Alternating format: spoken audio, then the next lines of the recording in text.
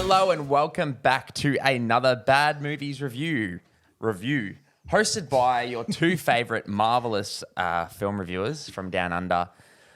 You can probably put two and two together. We are reviewing none other than MCU The Marvels. It's quite I'm trying to words really, but if you don't know, you probably live under a rock. But anyway, it is obviously the sequel to the original Captain Marvel, which I think came out 2018 or around then. And I guess you could even say a bit of a follow-up to stories that have taken place within WandaVision, and then obviously the Miss Marvel TV show as well. And correct.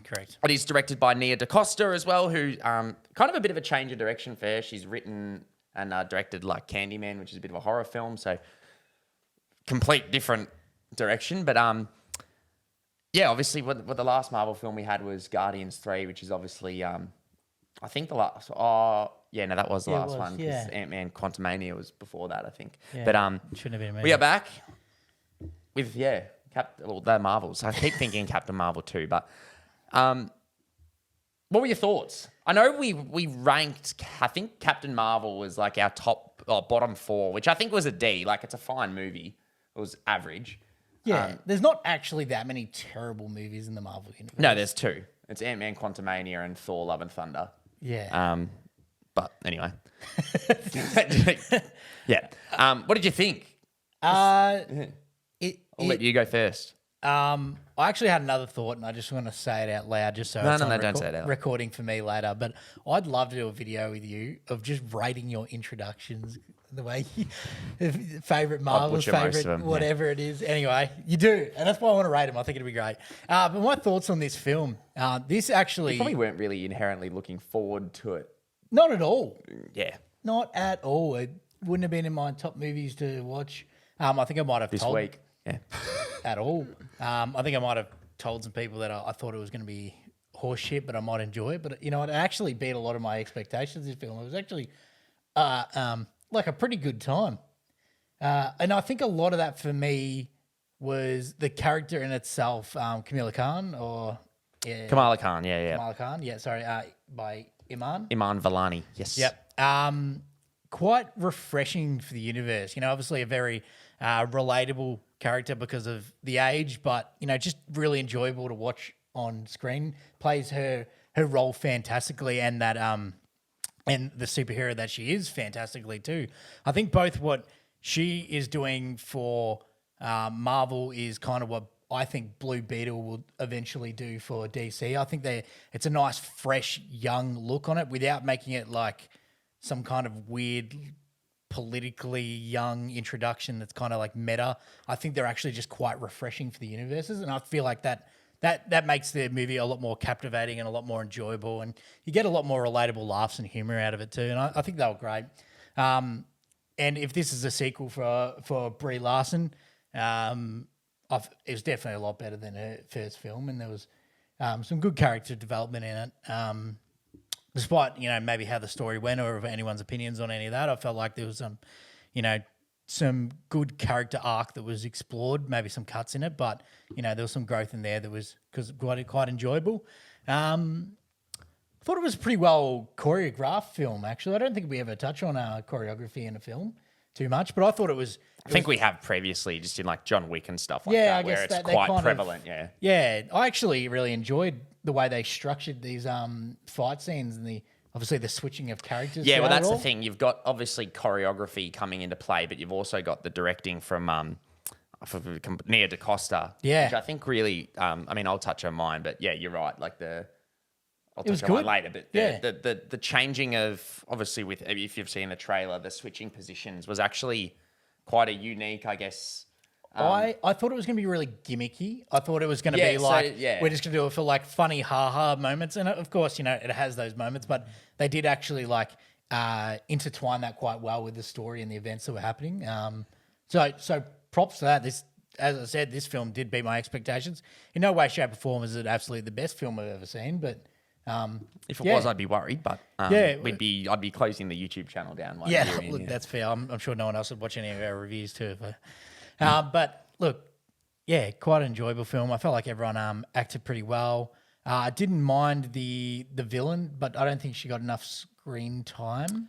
Darben, yeah. Yeah. Who's Zoe Ashton, which I thought she was fine, but yeah, she's not really actually been in anything prevalent. Like I've seen her in Nocturnal Animals, and she was in one episode of Doctor Who playing a character called Journey Blue, but Yep. she's not really been in anything that I've seen anyway. I don't think but she got thought enough screen time to shine, though. I think feel she like suffered. She was good, well, not she suffered. I think the film overall, and I'll touch on it a little bit more later in my review, is it kind of is just that Marvel take Marvel thing that we see every single film, where the film's usually good or great, but it's like the one thing that kind of really lets it down is the villain. And you look at it. We did a Marvel phase ranking, which Marvel ranking with phase 1 to 4, which covered to I think Ant-Man and things like that, but. You'll notice that every film we put into the S tier for us, the main thing that actually puts it there is usually the villain. Yeah. So like you had Black Panther, which like Killmonger's a great villain. Yeah. You have that character development, the backstory. You've got like the Guardians 1 film, which even then the villain wasn't that great in it. But then also the other films, they had Thanos, which wasn't necessarily a character. That obviously took multiple films over. Yeah, he was a great overarching bad guy. Yeah, but it just kind of suffered from that usual Marvel film where there's not much of a backstory to the villain. They're just kind of there, almost like a placeholder to progress the story and the overall story of Marvel to kind of get to the next big baddie, who we don't know who it is, obviously, at this stage. But it just feels like that's one thing I really wish they did better. And it's been like 15 years of these Marvel films where there's probably been 30 plus films at this point. And I'm not even including the TV shows now that we're getting every second week. But there's not many. There's just not many memorable villains. I agree. And that's the thing. Like you think of The Dark Knight, you think of Joker, and then you think of like these amazing superheroes over our time have always had these amazing villains. And it's just one thing they've never really done well consistently, I should say. Yeah, that's fair. I might actually chuck it over to you for your thoughts anyway, but I do want to touch on. Yeah, we'll touch on. I know exactly what you're wanting to touch on. I know we don't really talk kind of like story too much, but I don't want to get into any spoilers or anything. But there is something I wanted to like touch on with you at the end. So you run through yours, and I'm going to chuck a few extra points on after. No, I pretty much agree with you across the arc. To be honest, I don't think it's in the top, of Marvel films, but I did have a really good time, and I definitely think it's a better film, a far better film than the first one. Yeah. The main thing is I think Nia DaCosta's actual direction and writing really shows strongly here. The best part of the film, I do agree on, is Iman Vellani's portrayal of Miss Marvel and Kamala Khan. She's really good, and she's refreshing, and the reason why is I think it's just the innocence of like a child in that situation where they're almost like, yeah, let's save the world, but it's like that starstruck thing of like, I'm with, Captain Marvel, and obviously that she just has a really refreshing take. It's not like, oh, I'm the superhero, I know I'm going to beat these people. It's just like, she gives that kind of humanity, very big portrayal of it. Grounds that's the thing with, that's the thing with a lot of these Marvel films as well, is there can be grounding in like the emotional aspects, and I guess you empathize, but at the same time, a lot of these people are out of reach. Like they're superheroes, we can't really relate to it too much. Whereas she does give a very human performance to it. I thought the direction across the board was fine. Like it's obviously nothing that you don't really ever get anything special in these Marvel films. It's kind of a by the numbers, does its job to set up the next one, which I kind of do wish they stand separately more. This one kind of did. It did have a self-contained story in a sense, but also you just can tell it's obviously going to lead to something further. But it did almost feel like a Miss Marvel season 2 to me than like a Captain Marvel movie. Yeah. Not in a bad way. It just felt like she was probably more the main character, to be honest. More of a focal point, that's for sure. Because she definitely had more character development. But I also did think Brie Larson was really, really good in this film. Monica? We didn't really touch on her. I was going to get into that, but Brie Larson, I think, like she does get a lot of hate, but she is a really, really good actress. If you've seen her in Room or Short Term 12, Captain Marvel itself didn't really give her much kind of performance, like much room for performing, really. Whereas this film kind of did a little bit, and I give props to the script, as it does have the script, screenplay, and the performances, because it does have moments of laughter and even emotional points in the film that kind of not necessarily get you crying, but it does try and tug on the heartstring. It didn't necessarily make me cry or be like, this is depressing or really heartwarming. It was just like, yeah, it was nice. And I thought Teyonah Parris as Monica was also really good, which we've obviously seen in WandaVision. So this was probably more of a showing, because WandaVision she wasn't probably in too much. But no, I thought she was good. But across the board, everyone was. I mean, those are the main three characters you get. Everyone else is probably in it for 5-10 minutes across the board. But I mean, I've already touched on my views of the villain. I just wish like these Marvel films. I feel like these Marvel films can give more time, even though this is an hour and 45. And I actually did like that aspect. A lot of Marvel films lately drag on. Even Guardians 3 was a fantastic movie, but like Ant-Man Quantumania was absolutely turd. But even that was over like 2 hours and 20 minutes. Yeah. And there's not much that happens in that film when you really think about it. But no, yeah, like in terms of behind the scenes and things like that, the choreography, and I also thought this film just looked really good. Agreed. Agreed. Quantumania's visual effects looked atrocious, and I don't know if that was Guardians 3 looked great, but this film probably brought it back a little bit. I don't know if that was because it had a couple of delays along the way and things like that, where they might have been able to work on the VFX a bit more. I know Marvel worked their VFX team or whoever they contract, like, you know, they're just animals. But props to them. But also, yeah, the film itself, I think, just looked really nice. I had a couple of really nice shots in it as well. But no, I had a really good time. By no means, I think it's the best Marvel film, but I do think it's a step in the right direction, especially for these three characters, which we probably will see a lot more.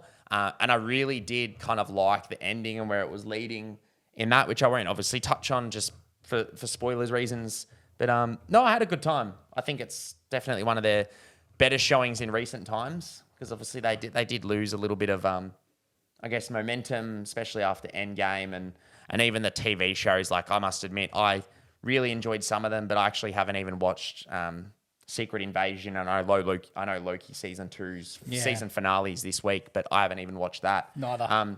Just because I think it is getting too much. I remember 2021. I think it was 2021 or 2022 where every single week of the year there was only 2 weeks of the whole year where there wasn't a form of Marvel content coming out. It's pretty much the same as Star Wars at the same point too, wasn't it? Except Andor was Star pretty Wars refreshing actually, but Andor was fantastic, but that didn't have movies coming out as well. Where it was all connecting, that's like that true. was just their That's own true. stories. Whereas, like, if you watch this without watching Miss Marvel, like, sure you could, but you're also probably losing out on a little bit of character development. And even the same with Monica Rambeau, like, you're losing out on character development if you haven't watched WandaVision. Now, obviously, these are shows that came out a year and a half ago, so you could have time to catch up. Yep. But if it was connecting to like Loki or Secret Invasion heavily, which it might, I don't know, but because I haven't watched them, but no, I do think this is a step in the right direction. I'm not sitting here being like, I cannot wait for the next Marvel film, but I think it's just their last two films, Quantumania aside, but Guardians and the Marvels. Guardians is obviously another tier for me, but this film I definitely had a good time. But it is a bit disheartening. Well, not disheartening. It's the main thing that's got me looking forward to anything is actually the mid-credit scene, which I have a feeling that was probably what you're wanting to touch on. I'm not going to tell any spoilers or say what happens, but it does give you a very big hint and it does give you a big thing to go on. This is potentially where we're going in the future. I actually wasn't going to touch on Okay, that. well, I don't know what you did. Yeah, but I really did enjoy that. I must admit that kind of got me hyped. Obviously, they're making all these films at the moment, but I was like, yeah, this is cool.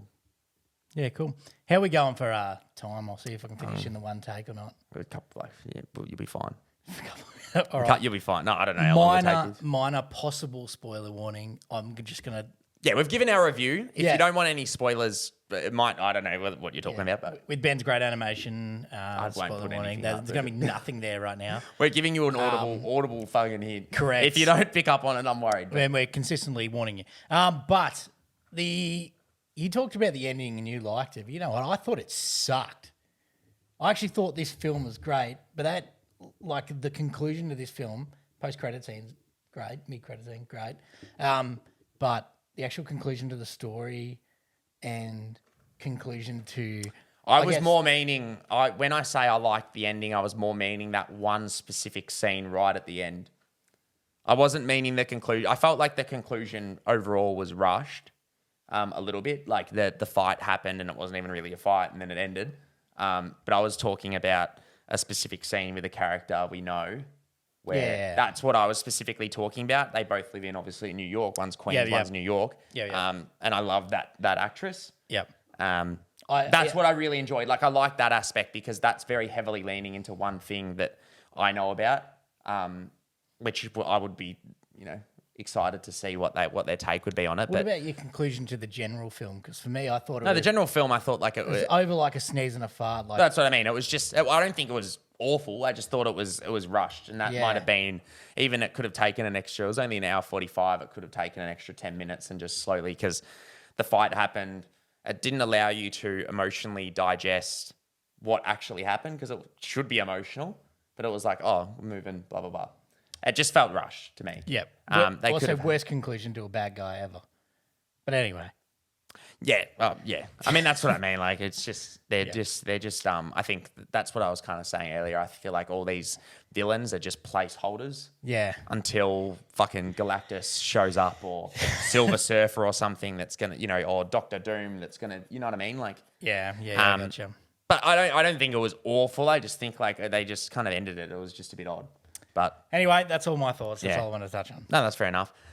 If you have seen it, which you probably haven't, because we did see this, for anyone who doesn't know, films usually come out on Friday in America. They come out Thursday in Australia, but most Marvel films will have Wednesday early showings, just like you have in the States or anywhere in the world. That you'll have the night before, like preview showing. So this is a preview. So I don't think it's out. And in saying that, I don't know if it's probably out in America because we're obviously in the future. Suck on. Don't have a clue. Yeah, but when you do see it, let us know what you think in the comments below. Other than that, subscribe for more if you like our reviews, and we'll catch you next time. Thanks, guys.